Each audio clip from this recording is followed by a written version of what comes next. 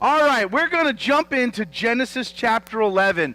And my hope, one thing I've tried to do ever since we've studied Revelation is show how the Bible works together as a whole.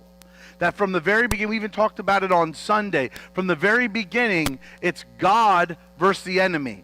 And Jesus even says you're either a child of God or a child of the devil. And in the very end, it's Babylon, the system of Babylon versus God's kingdom. And how we have this thread all the way through the scriptures that we see about God fighting off his enemies.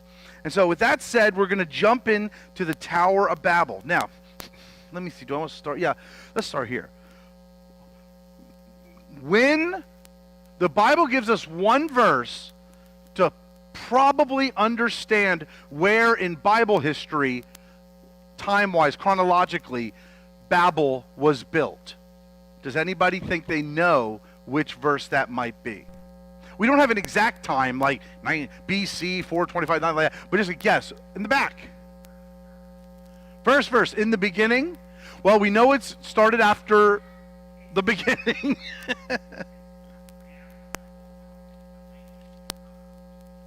Oh, that's not Genesis 1:1. Oh, okay. So they had a common speech. So we know it started after here. Anyone else have any idea of where it's mentioned?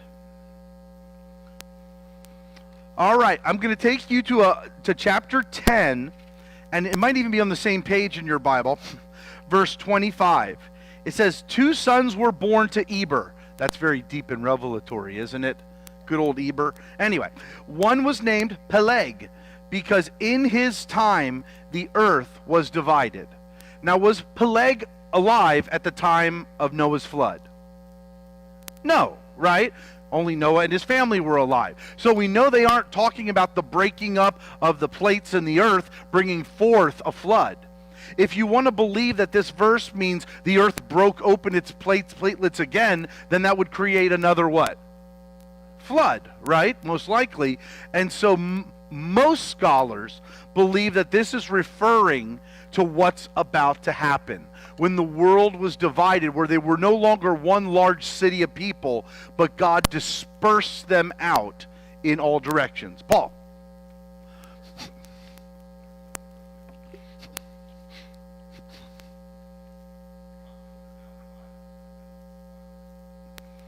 But wouldn't that have happened? Wouldn't that have happened at the flood? Right. Right. And so I think we're saying the same thing. Is that would the embrace Pangea or not? And I'm on the middle on that. I know you do. I don't. I see that as pre-Peleg. Because yeah. And so good. We're on the same page. If Paul and I are together, you're all in trouble. All right. And so it says the earth was divided. It is speaking to the breaking apart of the different peoples and so forth. So what we're about to read in chapter 11 happens at that time frame. Now, I know these names may not mean much to you, but there are 2 great historians, one Christian and one Jewish. The Christian one was named Bishop James Ussher, and he walks through in his just titanic volume about the time frames that we know all about Genesis, Exodus, and so forth. It doesn't have it down to the day, of course, but what Scripture gives us, it walks him through. And he believes that it was 106 years after the flood, and then a fellow named Sidar Olam, who was a Hebrew scholar or chronologicalian? I don't know. Studier of history. He believes it happened after Peleg's life, which was at 340 AD. Doesn't make a difference, I don't think, to anyone's understanding. But one thing that you will find fascinating. Guess who was alive at the time of Babel? Give me one. Noah was alive at the time of that. Moses, good guess, but not quite. Nope, he was a little bit later. And so, Noah was around at the time of Babel. That guy lived a fulfilled life, didn't he? A boat with animals, and then starting all humanity, and then his relatives go and get all corrupt again. But someone else said another one. Who got that? Shem was, yes, that's good, because, what's that? And Abraham was, give or take, 50 years old at the time of the Tower of Babel. Isn't that fascinating? He was just a youngster at 50, yeah. In fact, we'll call him 51, a youngster, barely out of the teens. So, but isn't that interesting when you put the timelines together to see that Noah, his genealogy after him, and Abraham were around at the Tower of Babel. Isn't that fascinating? Now, that doesn't mean necessarily they were there right in the city building it, but as far as living during that time frame, they were living at that time. So just to give you kind of a little fun background on that. Now, I'm going to read to you verses 1 through 9. And after I do, I'm going to ask you a question. And I want you, I know it's going to be hard for us to do, but an agnostic is one who believes that there probably is some God, but they don't want to identify who he is, which often creates them creating God into their own image. If you were an agnostic who approached the scriptures as, well, they might be true, they might not, I don't know. Tell me how you would feel if someone read this passage to you out of the scriptures. Now, the whole world had one language and a common speech. As men moved eastward, they found a plain in Shinar and settled there. They said to each other, "Come, let's make bricks and bake them thoroughly." They used brick instead of stone and tar for mortar. Then they said, "Come, let us build ourselves a city with a tower that reaches to heaven, so that we may make a name for ourselves and not be scattered over the face of the earth." But the Lord came down to see the city and the tower that the men were building. The Lord said, "If as one people, speaking the same language, they've begun to do this, then nothing they plan will be impossible for them. Come, let us go down and confuse their language, so they will not understand each other." So the Lord scattered them from all over the earth, or from there all over the earth, and they stopped building the city. That is why it was called Babel, because there the Lord confused the language of the whole world. From there the Lord scattered them over the face of the earth. What's the first question that's going to come to mind, or one of the questions? Certainly, is that where the different languages came from? And at least from this text, it would assume yes to that answer. Somebody else? I'll give you that background in a moment, Carlos. I'd first like us to look at this from a broader perspective, then we'll bring it on in. How would you answer as a Christian the statement or the question, why would God destroy them for building a tower? Is God anti-tower? You sure? They got arrogant? Where does it say they got arrogant?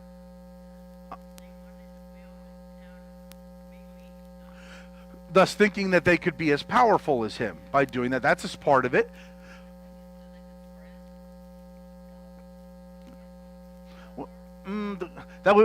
That's a good New Testament understanding of it, but at this point, that was not what's going on there. Trying to make a name for themselves. It was all about them, right? Look what we did.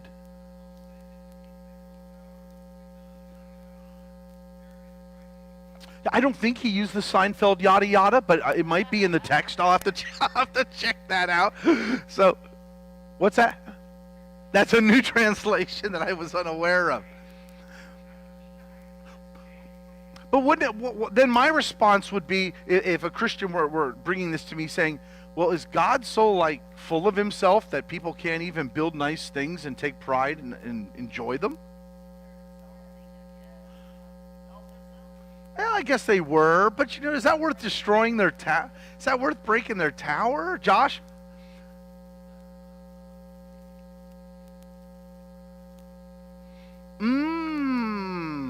Stealing my notes, I see. Okay, thank you. This is me skipping over your right answer to listen to the other answers. Yes, Carlos.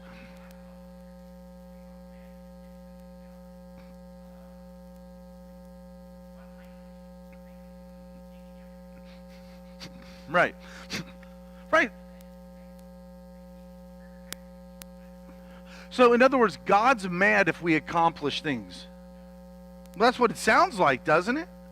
That God's upset because we're accomplishing things. He doesn't want us to be prideful. Okay. Do you see where this becomes a difficult passage? Because it almost looked like God is ticked off saying, they're doing too much on their own, and smite them. And we know that's not quite true. Yeah, Chris.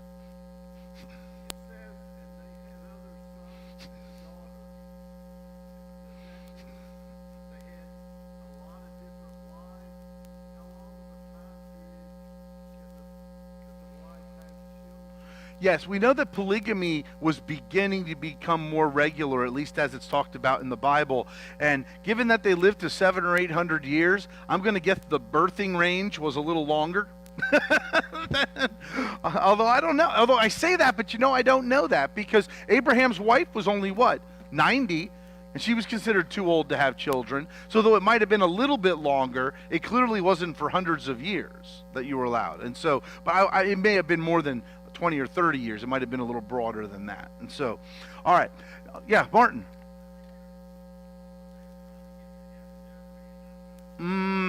So you're jumping in with what he said about it becoming almost idolatrous about themselves and making it that way.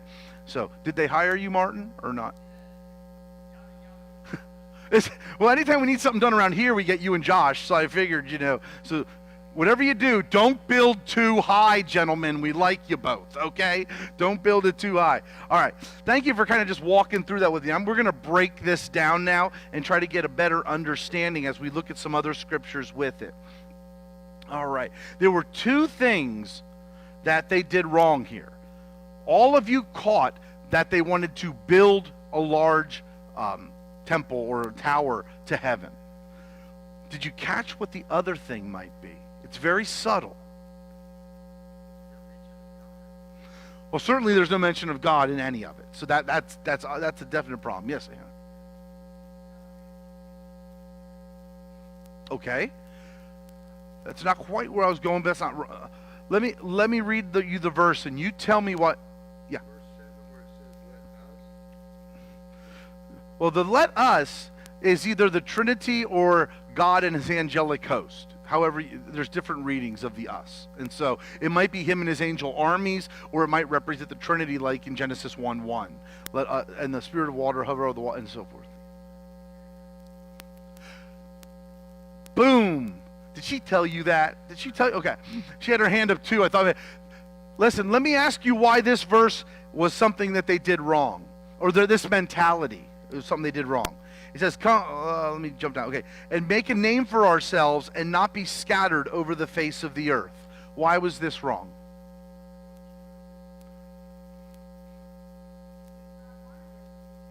How do we know that? You're on the right. Cast them out of the garden, which is a good start. Get them scattered out there in the flood. And I'm trying to go back to, I think it was 9:1. Give me a second here. Was it 9:1? Because in the scripture, God told them to go and multiply and go throughout the earth. Which means that if they didn't want to scatter, would that be opposed to God's plan for the earth? Yeah. All right? And so they wanted to stay together in a holy huddle. Now, all of us were brought up on that wonderful message about not giving into peer pressure, right? And often the groups of people you hung around with, whether you liked it or not, in most cases played a role partly in who you became, right? It's one of the reasons we gather together as the body of Christ together on Sundays or Wednesdays, because we're here to equip and help each other and walk each other through the scriptures to know God better. And so here's a situation where we have a group of people with a very wrong mentality, and they want to keep everyone together, thus doing what? Right. Not allowing them to be separated, because then that false mentality would go on throughout the community. Now, a lot of you touched on a number of good parts, and so I want to walk through each of them with you. Okay, we read in verse 1 that they had one common speech.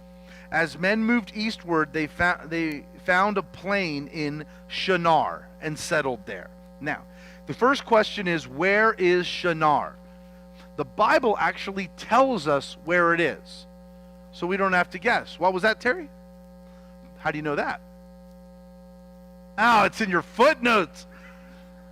That's as bad as looking it up on Google. All right. But let me share with you from Genesis 10. This is, I think you'll find this interesting. I was told last week that I got just a little bit too outside the box and deep, so I'll try not to do that this week. But we are really going to go somewhere with this part. In Genesis 10:8, it says, Cush was the father of Nimrod, who grew to be a mighty warrior on the earth. He was a mighty hunter before the Lord. That is why it is said, like Nimrod, a mighty hunter before the Lord. The first cities of his kingdom were what? Babylon, and then names a whole bunch of others in Shinar. You see that? So we know Babylon was a key city in Shinar.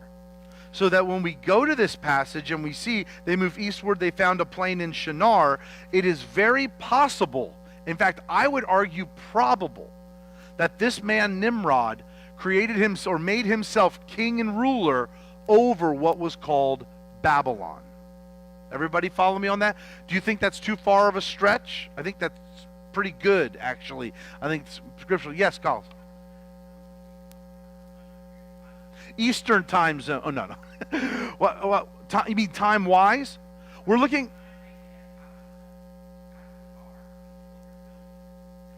Yes, we're looking at somewhere between 1 and 300 years after the ark settled. And they... I guess so. People got busy. That's all I have. I'm sorry. That's all I know. But... actually, let me take that back. It probably was more like 500 years, so I'm not counting genealogies down 10. So I would say it's a little longer than that is where I would go. So, now what I want us to look at, I want to make sure I get this right. Okay, the name Nimrod was actually Noah's great-grandson. If you follow the genealogy, he was Noah's great-grandson. But the Hebrew word for his name means to revolt against or oppose. And as you know, many of the names went with the character of the person at this time. So Nimrod was one that they believe had a spirit of opposition or revolt. Eventually that would be displayed against God. And thus, we then move ahead to Nimrod's rule and reign in Babylon, in the land of Shinar. And what are they building? A temple, most likely. Now, a lot of teachers believe that Nimrod might have been the first king or ruler to embrace emperor worship. You know how the Egyptian pharaohs believed they were Ra incarnate. They were the god Ra incarnate, and many others after that along that region in that time. They believe that Nimrod saw himself as God incarnate. And so as he is having them build this mighty structure, what do you think the overall purpose was going to be for this structure? Probably a form of temple worship, or a form of worship of Nimrod as God. Yes?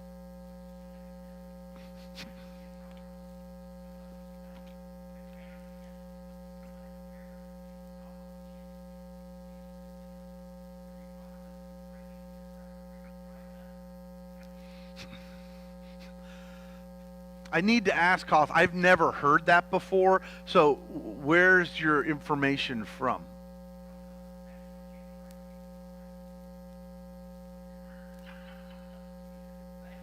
I'll just let that sit there. All right. Right. Right. It's interesting to think about. I'll give you that. It's interesting to think about. I'd find that a little hard to believe, but it's certainly interesting to think about. And so here we have this man whose name meant revolt or oppose or in opposition, most likely built this tower. We learned that it's a tower to heaven, thus saying, I am like God. We can at least see that. Can we now see why God was so set on destroying this? Because it was making a mockery of God himself. Now, this does not mean all humanity was in favor of this project, correct? Okay, so if this tower were built, I don't know, in Los Angeles, that doesn't mean all the people of Los Angeles are in favor of it, correct? But everyone probably knew about it because they were all somewhat local within the region. Yes?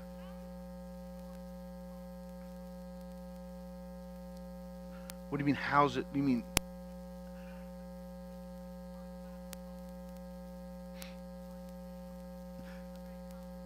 Well, having raised many kids on the story Bibles, mostly they just look at it as the Tower of Babel was built, the people were fighting God, and so God came and knocked it down and dispersed them.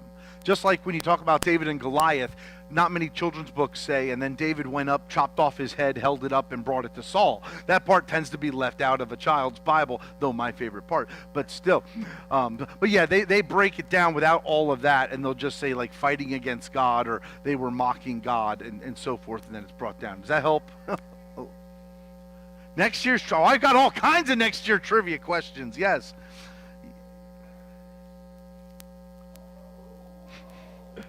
Wow. Where was poor sportsmanship about in the Bible? Oh my goodness, my goodness. Woo! Man, we don't do well on trivia night, and my goodness. All right. The Lord came down to see the city. Let's go to verse 5. Oh, but real quick. Throughout the Old Testament, especially in the prophets, what nation was always used as the nation to the north that would come and defeat God's people if they did not turn back to him? Babylon, correct, right? They were always used that way. And for those of us that went through our laborious study in Revelation in chapter 18, do you remember about how the end of the world comes?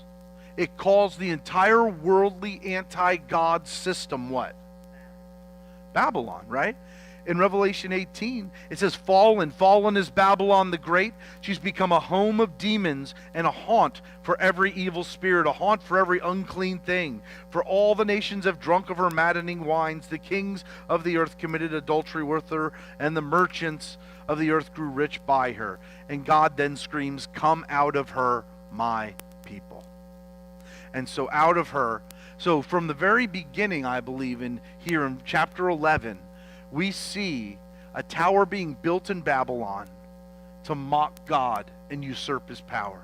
We see God using them as his major enemy throughout the Old Testament, and then even at the end of Scripture, one of the last chapters in the defeat of all the worldly systems, we see it called Babylon. And so from here to the end of the Scriptures, Babylon is seen as the antichrist or anti-God force that is coming against him and his kingdom. And so we can see how the Bible works as a string all the way through. Any thoughts before we move on to the next part?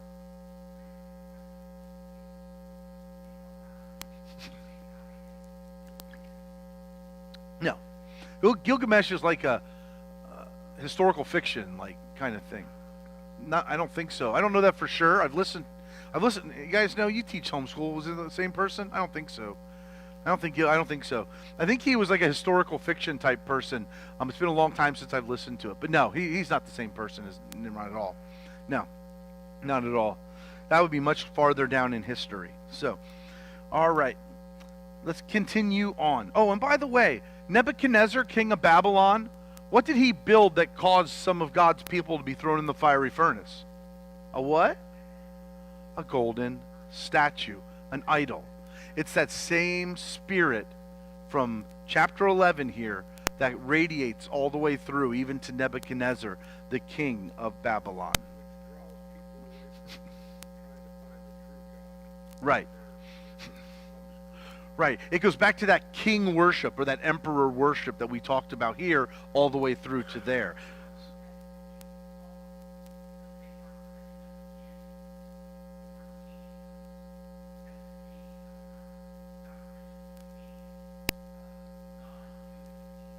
No, you're not getting your time frames right.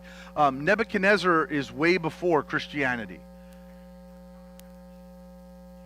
Yeah.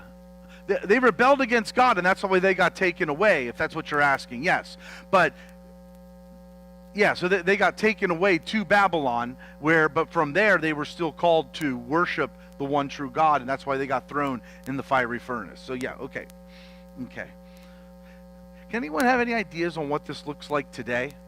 If there's a Babylonian system of pride and anti-God's kingdom all around us, what are some things we see that might show us that? What's that? New York City. The whole city? Because there's a really awesome church up there called.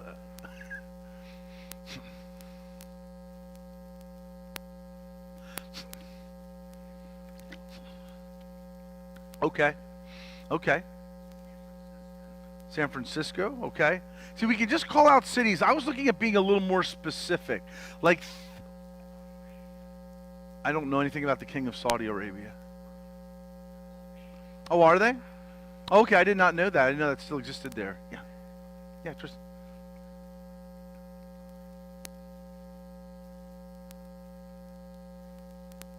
Isn't what?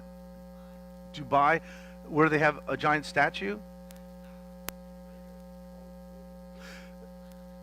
They might. You might be right. I'm not familiar with that, but you might have learned something I didn't.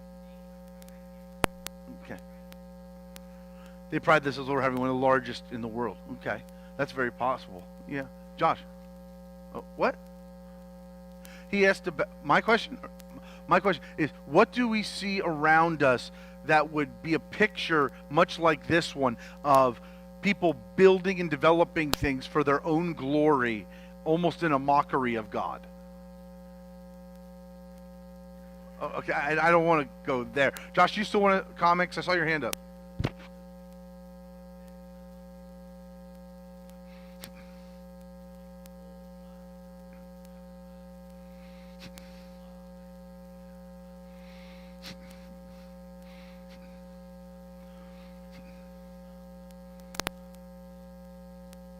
To see, exalting that person or that thing. Yeah, Shannon, and then Robin. What's that? Certainly some churches are. They're built to that pastor or that group of people's glory, that it's about the church and not about God. I think that's absolutely true. We can see it. And I would even argue, though you see it more clearly in mega churches, you don't have to be a mega church to fall prey to that. that can happen at a church of 100 too, you know. So, but I agree with you that it's far more visible when it's out in your face and it's affecting so many more people. Absolutely. Yep. I sometimes have fun on Facebook with some of those guys. Anyway, that's beside the point. Yes.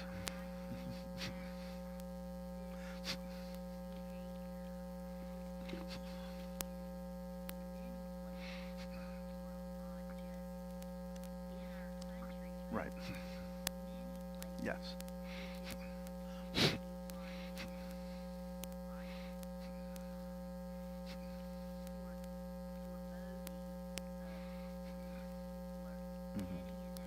Yeah. Yeah.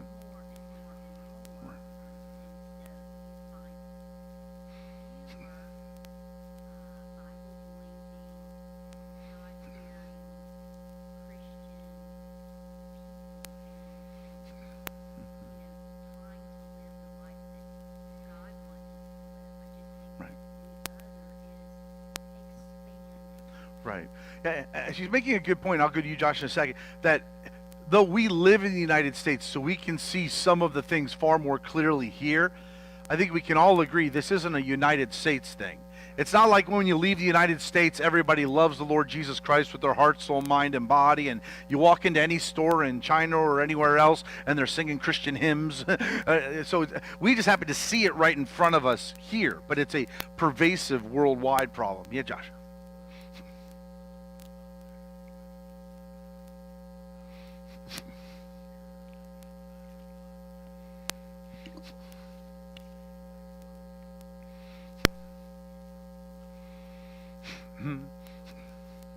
Right, right. Yeah, population control is becoming more. They do it on the down low though when they talk about it. So yeah, certainly. That same spirit, yeah. Hmm. That's right. That's good.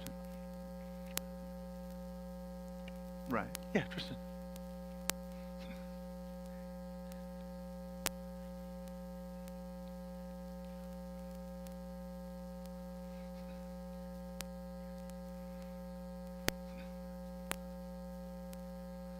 Yeah. Yeah. Yeah. They did, especially when Caesar took over and it went from there. They were divinely appointed. Yeah, that's true. That's true. Now, what I want us to do now is ask one more question. Then I'd like to move to a more positive side because I want to compare this to Abraham's attitude. For as believers, we can then really resonate with Abraham. So I don't want us to just focus on the negative. I just wanted you to see how Babylon, or the Tower of Babel, wasn't just like a one-time in history thing, but that spirit permeates through our culture now. But the last question is, why was it a loving act for God to tear down Babel and make everyone scatter with new languages?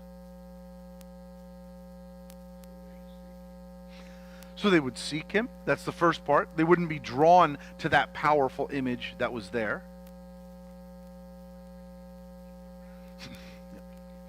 That's good. Once you become the minority, it's easy to be forced into believing things or even duped into believing things. That's good to protect those who were not going to buy into that. Those are both perfect answers. And so that God showed his love by saying, I'm not going to let this corrupt all the people of the earth. Can we see that? And just one little factual thing that I wanted to share with you that I thought was fascinating that in my studies, and this is not a theological thing to wear you down, just kind of a fun thing to think about, that the word tower in the Hebrew actually means tower.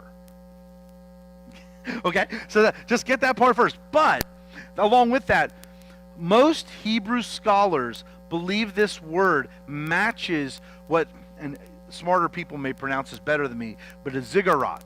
Is that how you pronounce it, those that know what that is? A ziggurat, which is an ancient Mesopotamian temple tower consisting of a lofty pyramid structure built in successive stages with outside staircases with a shrine at the top. And so many scholars believe that this design of the Tower of Babel, not that it was a pyramid, but it had a more pyramidal look than I don't know if you've ever seen it in most pictures, makes it look almost like the Eiffel Tower, but straight. And have you ever seen that? But right, exactly. I was just doing a little bit of research, and I'm sure that you can do a whole lot more research on this, but I didn't think it was that important to do a lot of it. But they find these types of structures everywhere from Egypt to Cairo to Mexico to Indonesia to Iraq. Even the Monk's Mound in Collinsville, Illinois, has this kind of structure all around it, where it's, in my mind, it's kind of like how if we build something here and people like it, they will then go other places and build it, but they might improve upon it or change it, right? But use the original structure. And so I would just simply offer that it is possible, since these pyramid type of structures are found throughout the world, that Babel, the Tower of Babel, may have been a type of pyramid structure that was being escalated up towards the heavens. Just something to think about, not something we would live or die in that gray area on. Now, we're quickly going to go to verse 27, where it talks about Terah, who was Abraham's dad, and it talks about how they traveled, and the name of Abraham's wife was Sarai, and so forth. And Sarai was barren, and she had no children. That's important because that felt like a curse from God upon them, because the women found their value in developing their family heritage. But what I'd like to do is get to verse 31, and this is where the map I gave you I thought just might be a little bit helpful for us to get an idea on where on the earth the next story about Abraham and so forth will be happening. It says Terah took his son Abraham, his grandson Lot, son of Haran, and his daughter-in-law Sarai, the wife of Abraham, and together they set out from Ur of the Chaldeans. Ur was most likely in Iraq. So if you look at almost the middle of your map, slightly above it, but right in the middle, does everybody see Iraq? Everybody see it there? Okay. Now, so they set out from that region. They then went to Canaan. The Canaan region is around Israel or the West Bank or Gaza or Georgia, that region. So do you see how they started to travel west? Do you guys need another map? Okay, you're good? Okay. You can see how they started to travel west from Iraq towards the Jordan, Israel, kind of Lebanon area. Does everybody see that? Okay. So that's where they were headed. But when they came to Haran, they decided to settle there, which means this whole territory of Syria, Lebanon, and all of that is all the Canaanite area. They must have reared for some reason upwards, because the very bottom part of Turkey is where Haran is located, or at least where they believe Haran was located. So he started somewhere in Iraq, headed west, maybe northwest, and then kept going up and ended up in the lower part of Turkey. And that is where Abraham and his family set up shop. And Terah lived there for 205 years, and then he died. So, any thoughts on that? Just curious. I don't think there's much to say, but I just thought, does that help a little bit, give you at least an idea where all this is happening? I would hope. Okay. Now we're going to finish by looking at these last verses about Abraham. And this is where I believe some real spiritual lessons can be taught to us about Abraham's obedience. The Lord said to Abraham, chapter 12 we're at, in case anyone didn't get that. Leave your country, your people, and your father's house, and go to the land I will show you. Now, before we go any farther, how difficult of a statement was that for God to make to Abram? It wasn't hard for God. How hard of a statement was it for Abram to embrace? He had, from what we know, he had fairly great wealth with his family there in Haran. And now, keep in mind, it's not like like us Christians as today, where we still struggle sometimes to know if it's God's voice or not, right? Back then, God is still quite a bit of an anomaly, isn't he? I mean, they don't know all the things we know about God and his character and everything. This is just him and God. And all he knows is that the stories Noah passed on, and if we remember from last week, Noah's sons lived at the same time as Abraham, and so maybe some of those stories got passed on. But even that doesn't tell us a lot about God, right? And all of a sudden, Abram believes he's hearing the voice of God, being told to leave the wealth of his family, leave the strength of his family, because at that time, was traveling more alone a good idea? No, kind of like walking through New York City at 2 a.m., right? And that's not the best of choices at times, right? Okay. And all of a sudden, he has to trust God to do what for him must have been almost like the unthinkable. Now, God, in his mercy, does what for Abram in his next voice, in the next verse? He gives him some promises, right? Blessings that God. So in other words, he's saying, if you trust that this is my voice, and you trust that you're supposed to go out with your family and risk literally everything, because as we'll see later on in Genesis, God leads him into the desert. Okay? He doesn't say, see that awesome city over there? Just go there. In fact, the one time he comes near a city, God says to him, go the other way. Remember? And so with Sodom and Gomorrah. And so here he is, and God gives him this word and this encouragement, this blessing. I will make you into a great nation, and I will bless you. I will make your name great, and I'll make you, and you will be a blessing. I will bless those who bless you, and whoever curses you, I will curse. And all peoples on the earth will be blessed through you. I'm really not sure how he could have given a bigger go get him to Abram. How about you? I mean, he pretty much said, I am going to place my protective hand on you. But did that make it easy for him to make that decision, do you think? No, it would not make me. God has asked things of all of us, and just because we're pretty sure it's God's voice, that doesn't mean we're like, woo, this is going to be a piece of cake, right? No, because though I walk with you through the valley of the shadow of death, you will fear no evil. Because there are times that we have to walk through those to get to the blessed place God wants to bring us. And sometimes that blessed place doesn't even look what we had hoped the blessed place would look out, and we may not even always know we're there right away, right? This was supposed to be the encouraging part, Rosemary, just so you know. Okay.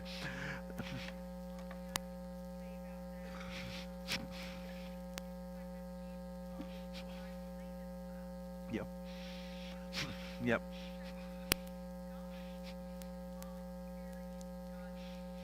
Yeah. Mhm.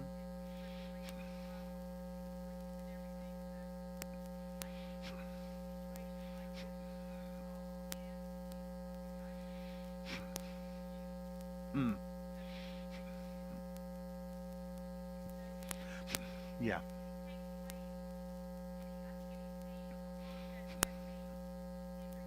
Yeah. Or even come along the way in the process. Yeah.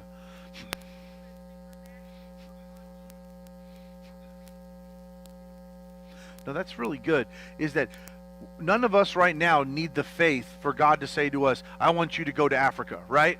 Because has he asked anybody to go to Africa today? No? Okay. So we don't need that. But if he did, then we would have to trust the accompanying faith would be available with the calling, right? I've shared with you folks many times how when God called us to Florida, we didn't have one peek at any of you. You folks didn't even have any kind of Facebook services or anything. I mean, there was nothing. We had no idea what this church looked like. We had no idea what all of you looked like. It was all kind of blind faith. And in retrospect, I think, how in the world did we just say, go for it? But in that moment, it just felt so what God wanted that it was, I wouldn't say easy, but it was made it possible to take that step. And we all have stories like that. Did somebody have their hand up? Great. Mhm. Yeah. Yeah. Hmm. Yeah, yeah. He is our shield and our comforter, and he's our guidance in all of that. And as we cultivate that relationship with him, we learn to know his voice more than the others. Yeah. Hmm. Yep. Yep. And if you think about it, I'm going to go to Ann in just a second. If you think about it, God gave each apostle what they needed.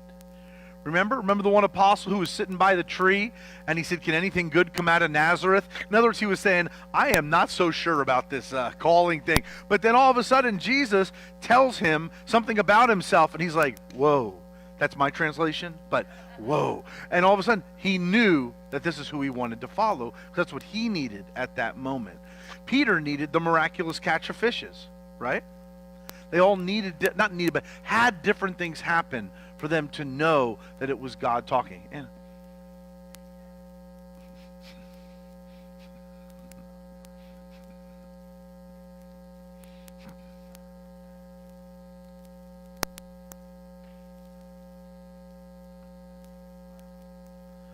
yeah.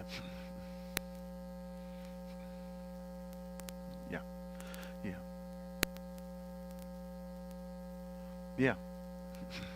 Yep.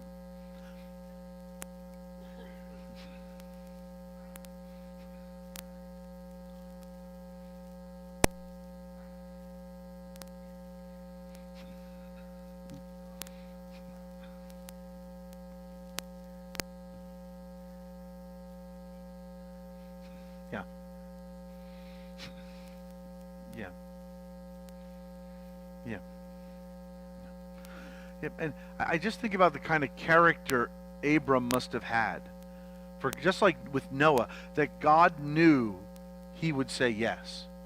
Even with the Virgin Mary, he knew she would say, as my Lord wants.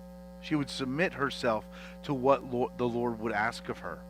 And so as we go through this, I look at Abraham's faith, and I thought it was really helpful for Tammy to bring it up, that all we need to know from this is not, could I do that? That if you're not called to it, you don't need to have faith for that. But Lord, help me to have faith for whatever it is you're asking me to do. Because we may be different, but I find faith for the daily provisions of life is much more wearying on my spirit than thinking about where I might be 5 years from now. Now, I fully get that it's partly that I'm ADD and I don't think that far ahead and I'm just focused on the ping pong balls in front of me now. But that being said, I look at the challenges of now that need faith as you look at the challenges before each of you.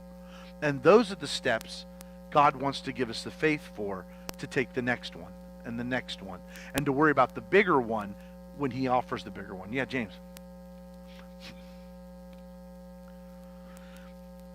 Somewhere between Genesis and Revelation. Yeah. No, we were just going through 12, 2, and 3, talking about what God promised Abraham. Okay?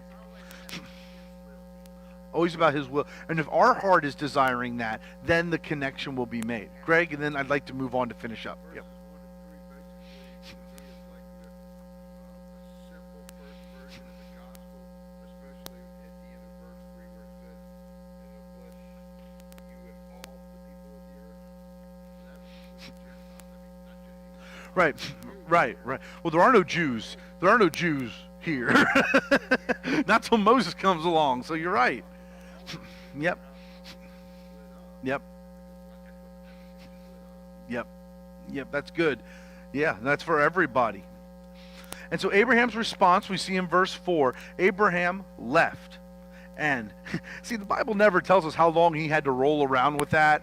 It doesn't tell us about him having to go to Sarai and be like, hey, hon, I got some news for you. And even talking to his family members, and it doesn't go into all of that, all the challenges of that. But it says Abraham left, and the Lord had told him, and Lot went with him. Wasn't that an incredible step of faith for Lot?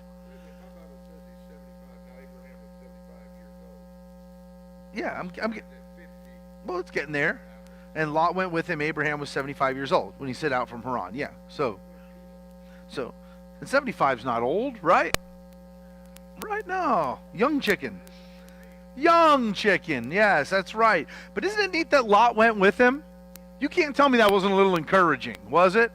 I thought that took us, we always think of Lot and we think of, Sodom and Gomorrah and all that stuff. But Lot had to have some faith, too, to go with Abraham. Because Lot was a lot younger. Remember, he was his nephew. So he was a lot younger. He was his brother's son. So he was a younger guy. I guess it makes more sense for a teenager to just say, hey, let's just go for it. But, when he set out from Haran, he took his wife Sarai and his nephew Lot, all their possessions they had accumulated, and the peoples they had acquired from Haran. And they set out for the land of Canaan, which I showed you where that is, which means they went probably a little more north and northwest down from the bottom of Turkey. And they arrived there. Abraham traveled through the land as far as the site of the great tree of Morah. We all know where that is, right? Good, okay. At that time, the Canaanites were in the land. The Lord appeared to Abraham and said, to your offspring, I am going to give this land. That's a pretty good promise, isn't it, right there? Looking all around, and God said, I'm just going to give all this to you. So what did Abraham do? He built an altar to the Lord who appeared to him. And so what would that look like today? When God speaks to us, or even if we feel like we can't hear him, but we simply are trying to honor God with our actions, what would it look like to build an altar? Now, certainly we could build a little altar in our bedroom or whatever, but do you think that would be the modern application totally? What does altar really mean?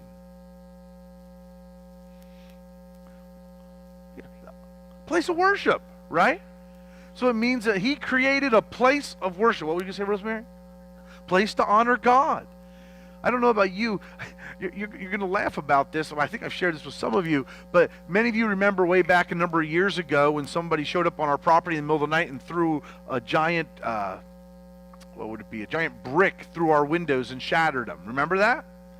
And some guy who was walking or going along the side of the road who just makes, I guess he's fairly wealthy, and he works for a business. He says, I saw what happened to your church. I'm just going to pay for him. And he came and he paid for him. And if you remember, unlike the times now where we have millions of dollars to spare, we didn't have the money to fix those things, but we had to fix them, right? Remember for a while when we had the wood in the window just sitting there? That lovely wood. Yes, we could have drawn on it. Yeah. So all of a sudden, someone comes, sees it, pays for it, fixes it. Do you know what you can find in my office right now? That brick. Is there anything special about the brick? Do I worship the brick? No. It's just there as a reminder to me that God is faithful to provide. And it speaks to me. So for me, that brick became, in a way, a type of altar. Because it reminds me to have faith in him. And I bet all of us have things in our lives that help us remember that he has been faithful at different points in our life to bring us through. I'm going to guess we all have them. If we don't, I highly encourage you to start thinking of ways you can do that. things to remind you of how God faithfully brought you through that time in your life, how he did this for you, how he was there for you to support you. And so Abraham builds an altar, and then it goes on. This is the last verse, and we're done. From there, he went on towards the hills east of Bethel and pitched a tent, where Bethel was on the west of Ai. And just so you know, Ai is near Israel and Jordan. So on your map, it's on the far west side towards the water. Israel and Jordan, that's where Ai was. And there he built an altar to the Lord and called on the name of the Lord. Then Abraham set out and continued towards the Negev. So this begins Abraham's journey. And hopefully it helps us start to understand how God creates faith in us to trust him for whatever it is that he asks us to do. And so what we're going to do next week is, this is a type of a break section in Genesis. So next week I thought we would just take a week and study one of the tiny books of the Bible, the book of Jude. We're going to cover the whole book of Jude, all the way from chapter 1 to chapter 1. Okay? And we're just going to take a 1 week break, kind of just getting a little different part of the Bible. And then from there, I'm going to ask you if you'd like to go back and we can continue on in Genesis. But if we do, we're not going to do so much word for word, because as you know, Genesis reads kind of story to story. So we'll take story section as we go through it. So next week, we'll just look at Jude, and then we'll go back and decide where we want to go from there. Any last questions before we are dismissed tonight? Yeah, we're going to try. We'll try to knock them out. Some more than others. So, anyway. All right, thank you, everybody. Have a good night. My pleasure.